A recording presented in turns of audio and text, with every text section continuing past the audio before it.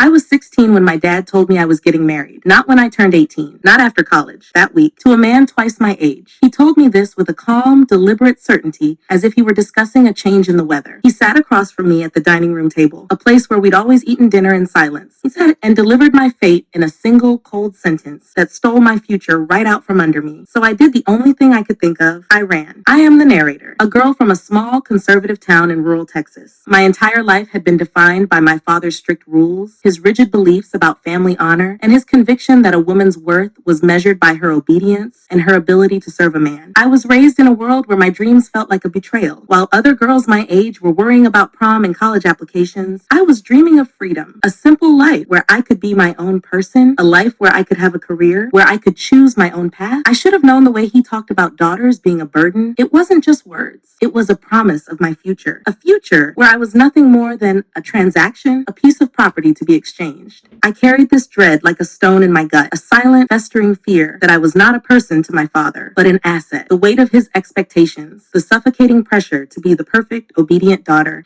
had been a constant presence in my life, a cloud that followed me everywhere. I felt like I was living on borrowed time, counting down the days until my own existence was no longer my own. The inciting incident came like a punch to the gut. At 16, my dad announced an arranged marriage with an older man, a wealthy businessman from out of town, a man whose name I had never heard, a man whose face I had never seen. My mom stayed silent, her eyes on her lap, a quiet, defeated sadness radiating from her that I had learned to recognize as a symptom of her fear. The silence was louder than any screaming match could have been. It told me everything I needed to know. I was alone. I felt trapped, like my future was being stolen, not with a knife or a gun, but with a cold, calculated decision made by the one person who was supposed to protect me. I felt like a bird in a cage, and the bars were getting tighter, the air thinner. The wedding was a few days away. The man's family was coming into town. The dresses were being ordered. My life, my choices, my future were all being decided for me, and I had no say in the matter. I was just a ghost in my own life, a spectator at my own funeral. I tried to talk to my mom, to beg her to intervene, to remind her of all the plans we had made for my future, but she simply shook her head. "It's for the best," she whispered, her voice a hollow shell of itself. "It's what your father wants." Those words, meant to be a comfort, were a dagger to my heart. They told me that her own freedom, her own voice, had been extinguished long ago, and that I was destined for the same fate. I felt a cold, quiet rage begin to build inside me,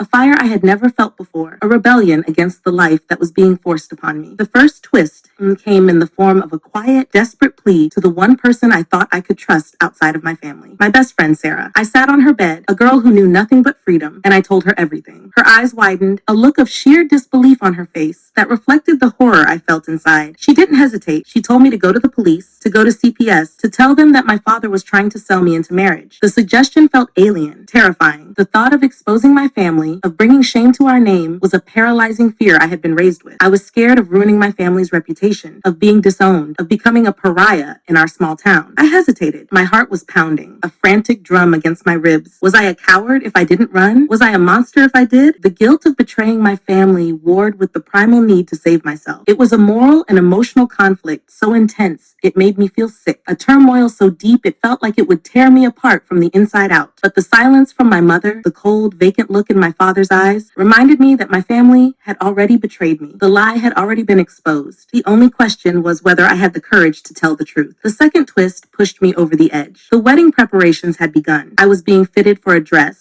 a beautiful white gown that felt like a costume for my own funeral. The guests were being invited. The secrecy was a suffocating blanket that made me feel more and more isolated. Then, one night, I overheard my dad talking on the phone in his study, a door that was always closed, always locked to me. His voice was low and hushed, but I could make out the words. He was talking about money, a dowry, a payment, a financial transaction. He wasn't just arranging a marriage. He was selling me off. The man was a wealthy businessman, and my father, whose pride was his most prized possession, was trading me for financial security, for a promise of a future that had nothing to do with my happiness and everything to do with his own. That was the final betrayal. It wasn't a matter of tradition or honor anymore. It was about a price tag. It was about a girl who had been reduced to an asset, a pawn in a game of power and money. My fear was replaced by a cold, burning rage. The last shred of love I had for my father was extinguished in that moment. The thought of walking down the aisle, of being handed over like a sack of grain, was unbearable. The rage was a fire that consumed all my fear and all my doubt. It was the only thing I had left. left. The climax came in the dark of night, the night before the wedding. I couldn't breathe. The weight of the impending day was crushing me. I packed a small bag with a few essentials, a handful of clothes, a small amount of cash I had saved from my part-time job, and the single most important thing I had, my school yearbook, filled with the handwritten hopes and dreams of a girl who still believed in a future. I ran away. I slipped out the back door into the cool night air, and I didn't look back. I ran to my teacher's house, a kind, soft-spoken woman who had always seen me, who had always believed in my potential. I stood on her doorstep, a terrified, heartbroken girl, and I told her everything. The next morning, the police intervened. I was with them when they showed up to my home, my school uniform, a stark contrast to the beautiful white gown that was waiting for me. The wedding was stopped. My dad was furious, his face a mask of rage and betrayal. He called me a disgrace, a dishonor to our family, and threatened to disown me. The man I had once loved, the man who was supposed to be my protector, was now my enemy. The anger in his eyes was so intense, I could feel it like a physical force. But I had never felt so free. The chains I had been carrying my entire life were finally gone. I was a person again. The final twist and the emotional punch came after the dust had settled. Instead of being destroyed, instead of hiding in shame, I spoke out. I went to the school authorities and I told them my story. My teacher, bless her heart, helped me write an anonymous post that went viral in our small town. A story of a girl who chose freedom over fear. My dad lost his reputation. The man who was once a pillar of the community was now a pariah. A man who tried to sell his daughter. My mom, in a quiet, subtle act of rebellion, packed a small bag and moved in with my grandmother. A move that spoke louder than any words she could have said. I was living away from my family, finishing high school with a newfound sense of purpose, dreaming of college, of a future I had earned with my own courage. The truth was out, and the lie that my family had been living in for years was finally exposed. It was painful, yes, but it was also a victory. My dad wanted to control me with marriage. He wanted to own me. Instead, I found freedom in leaving, and I'll never regret it. My life is my own now, and that's a truth no one can ever take from me. I am a survivor, not a victim. And my story is a testament to the fact that sometimes the bravest thing you can do is run away from the ones who are supposed to protect you. I am a testament to the fact that you can reclaim your life one step at a time, no matter how difficult the journey is. The fear is still there in the back of my mind, a ghost of the life I almost had, but it is a small, manageable fear, and it is a small price to pay for the freedom I have earned. I will not be silenced. I will not be controlled. I am a woman with a voice and a future and a story that is all my own.